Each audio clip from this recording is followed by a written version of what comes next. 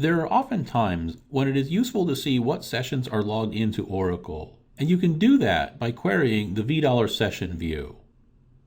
This view contains the Oracle username, the OS user the client process is running as, the name of the program, the machine or host name where the client process is running, and the process ID of the client process, as well as information like the login time and how long a connection has been idle. One thing you will notice is in this query, I am limiting the type to user, and what this does is it filters out all the background Oracle processes, because generally we don't care about those. This is all very useful information if you're trying to troubleshoot a problem with connections, because you can get up on the database to see who is connected and where those connections are coming from. You can also see if you have a lot of idle connections or if the connections are busy, and as we'll see in a moment, what all these sessions are doing.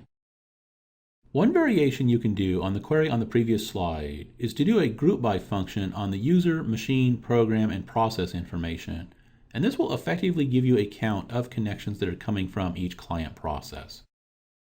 If you have a web application running in a production environment, you would expect to see the same number of connections coming from each application process on your web servers, assuming you're doing some sort of load balancing on your web servers.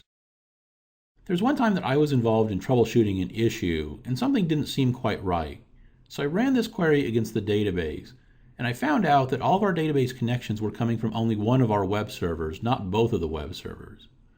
I shared this information with one of our server admins, and after some investigation, he found that the load balancer was incorrectly configured so that no requests were getting forwarded to that one web server.